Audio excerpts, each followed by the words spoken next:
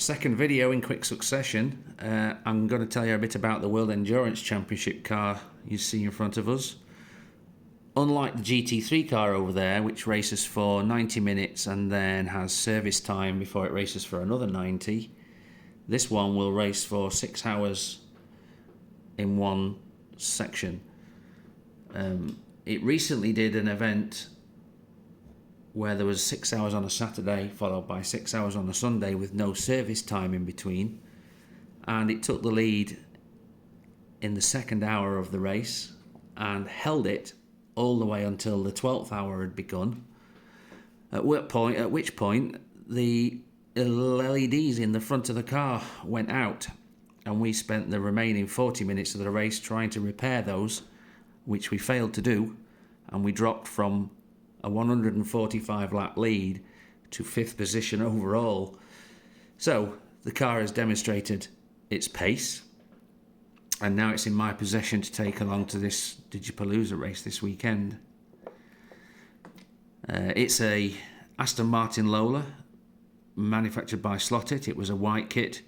It was painted by my friend Lewis, who also printed the chassis, and hopefully this time we've got the preparation improved to a point where it stays reliable. The car ran in the Le Mans 24-hour race in 2011 in this livery, and it's not an absolutely faithful replica, but it's a similar enough representation that it complies with the regulations for the Le Mans 24-hour race, which takes place in April, traditionally. So, because the original chassis had turn-ups at the side, the body shell doesn't quite reach down to the chassis, so we are supported this time with this 2mm gap that we've got between the chassis and the body is taken up by some foam pads that the body shell is sitting on.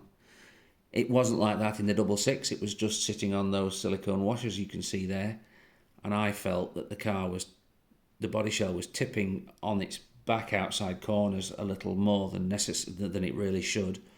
So I've bolstered up the support for the body, so we're not just on those washers, we've also got a foam pad here and one there, and similarly opposite. You'll see that when we take the body off. Body float, again, about 1.5mm, front and rear, which is my preferred amount. I've seen these up as high as 4mm, and to no detriment to the car. The car with a lot of body float still works well. I just don't like the idea of it raising and tipping outwards a lot. I don't mind it doing it a little, but I don't like the idea of it a lot in a tight corner. So we'll take the Torx wrench and get the body shell off. Again, you see the Tipex marks. Those are just going to be telltales. This one's got a racer sideways guide. It's actually the guide out of that Lamborghini, which was stolen for this project. Again, plain shank Torx screws. What's nice about this chassis is that we've designed it so that the threaded portion of the screw needs to be threaded through the hole in the chassis. So net result of that is you can remove the body and the screws stay in place in the chassis and you don't lose them. A feature that becomes really, really relevant when you're trying to do fast repair work, because repair work seems to be inevitable during Disca endurance races. Okay, we'll start with the body shell. This time the height was very, very prevalent in our mind when we designed the chassis, and we wanted to get it as low as possible. So we printed the chassis with these supports just a little bit lower than we thought we could get away with, in the knowledge that we could always add spacers in here and here to raise the body shell, but it was going to be a lot more difficult to remove height. Now we've had that brainwave of installing those said shims on the body shell just there, and those are silicone pads, so that when the body shell bounces, the car doesn't rattle and make noises. It also lands and lifts off a little more softly than it would if it wasn't silicone. We've got a far more extensive light kit in this car. We've got 3 LEDs in each light bucket at the front and the single one at the rear, and this time the light chip is mounted just there on the body shell. The body shell has a minimum weight, and as it stands right now, it's right on the minimum weight. I feel as though I should apply a little ballast on this side of the body shell to counter the weight of the chip, and that's something I'm not yet decided whether or not to do, because I don't know if I want the body shell to go 1.5 grams overweight. This time the plug is fastened to the chassis, so I just need a tool to unplug it. And again, this is a disadvantage because you can't do it quickly. I've glued these wires to the body shell there and there just to give a little strain relief to the repeated fitting and removal. But as you can see, the cables in here, the wires in here are so thin. They're like, the best thing I can liken them to is winding wire from an armature, a slot car armature. These LEDs are so small that they are supplied pre-wired. You could not possibly attempt to solder wires onto the terminals on those LEDs. And look, they're only just starting to go out. They've been there that long.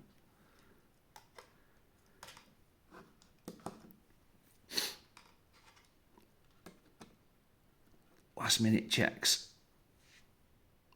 19.2 grams on a 19 gram limit. We'll move on to the chassis. It's a very simple chassis, intended to be as minimal as possible, as uncomplicated as possible, and as effective as possible. So what's been designed into this is it's again designed to fit a slotted motor pod, and we have some rather long flex slots that go all the way from this front bulkhead here all the way back to here. So the flex takes place, if the flex in the chassis takes place over a large area of the chassis, and this is in an attempt to stop it from going stiff quite quickly. It'll go very gradually towards stiff and remain quite relaxed for most of its operation. The digital chip is fastened to the chassis in a way similarly to the Lamborghini, where it can move, which gives it kind of isolates it from some of the vibrations and the impacts that the car takes. It's secured down by this chip lid we've designed with these 2 screws here and here. Again, it's bespoke to this chassis. It's not a universal part. You have to have the right stubs molded onto the printed onto the chassis for this spacing for this to work. Otherwise, you might possibly get it with a couple of holes to a chassis. But that's a very nice component. Again, allows the chip to wiggle just a tiny bit, and it's as far forward as it can be. Just behind the body screw, there's the infrared LED. Starting at the front, we've got the racer sideways guide out of that car. This time there's no room for that nylock nut I like to use, but we have got a large headed screw holding it in place. This is due to the height of the body shell in this vicinity. It's very, very low. That's why we've got the wires laying down horizontally like this.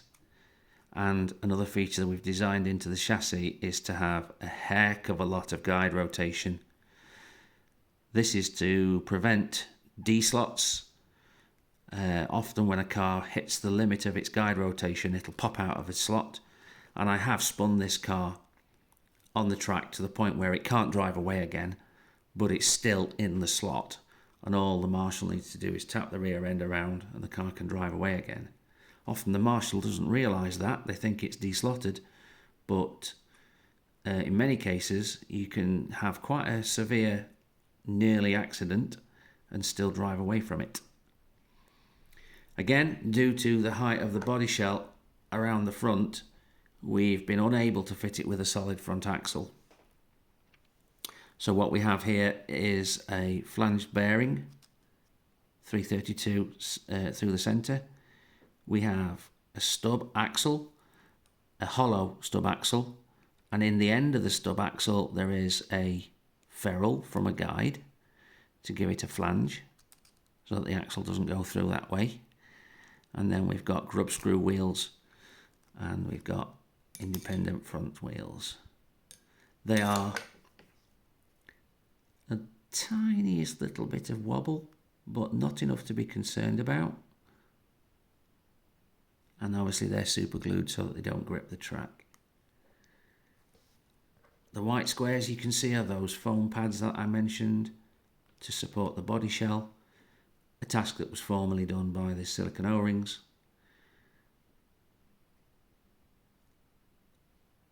The flat 6 from Slotted is the regulation motor.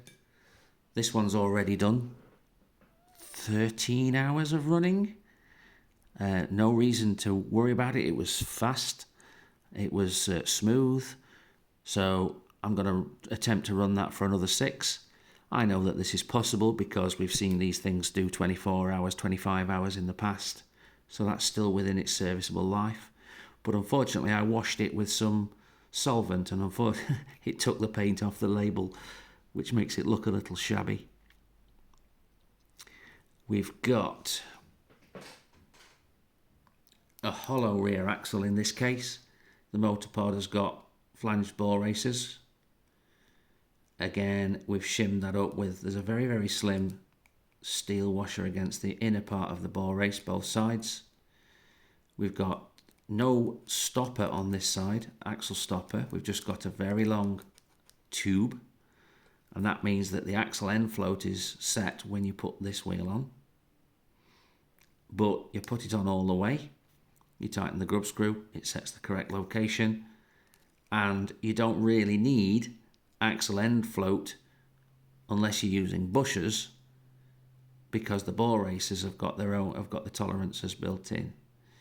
Then we've got the required shimming here for the correct gear mesh, and then we've got again another shim on the outside of the gear so that this wheel can be put all the way on and it'll land at the correct width.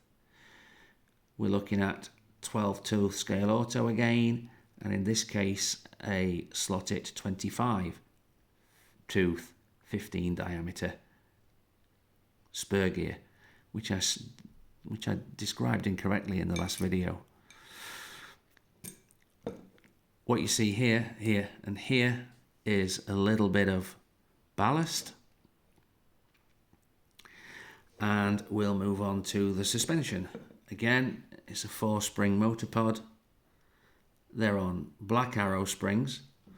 At the 6.6 race, it ran on Black Arrow reds front and rear, and my opinion on those is that they may be a little bit stiffer than is desirable.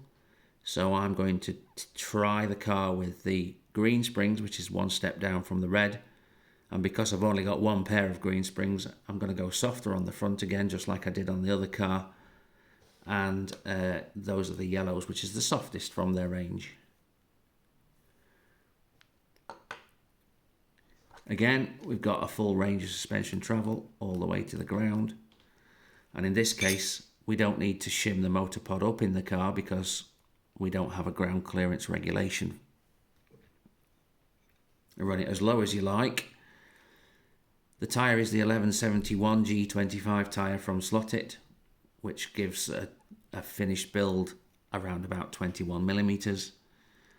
Those will wear down to something in the high 19s by the time the car is not working well, and when that happens, that's the time to do a tyre change. Often these tyres will last, depending on the track layout, they will last 6 hours. In the Le Mans 24-hour race, they lasted for nearly 8, and in some cases more. So we're reasonably confident we'll get through the event on one pair of tyres.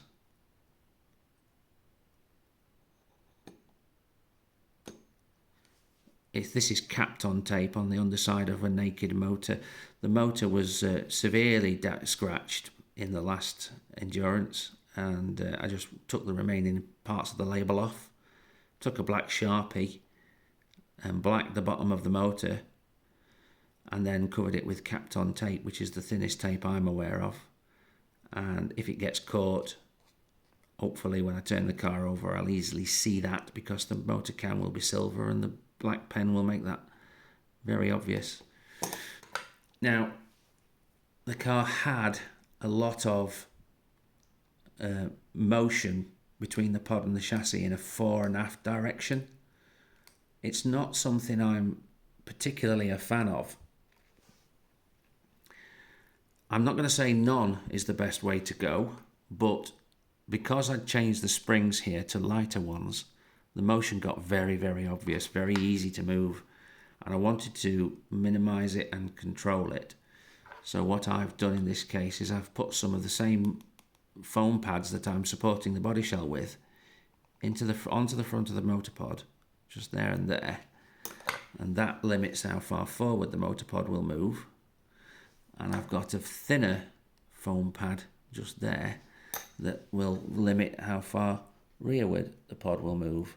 So there is still some pod motion in that direction, but it is springy.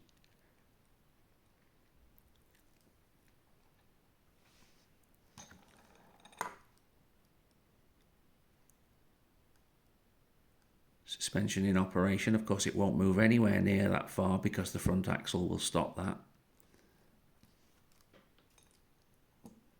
Similar to the Lamborghini, we've got just a tiny bit of clearance underneath the front wheels. They'll roll without touching the track. Of course, as the rear tyres wear down, their diameter, the ride height gets lower at the back, and the front tyres actually get marginally closer to the track. They do spin when you're running on the rail, on the track. They don't not go around or anything. They do rotate. And apart from the weight distribution, that's about all I can tell you about the car. So we'll do what we did.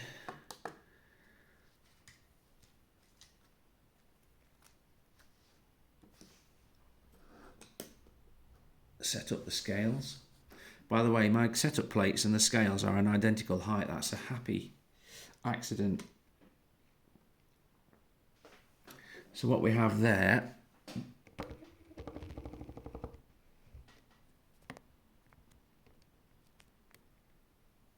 .8 grams on the back, all up way to the car.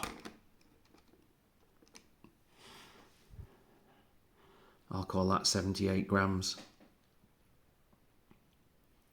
All my competitors are going to love this video because they'll get to know everything I'm thinking and everything I'm doing, and hopefully they'll learn something, and hopefully they'll get on the pace along with me. That's all I can say about the car. Again, cross your fingers for us. It runs this weekend. Bye for now.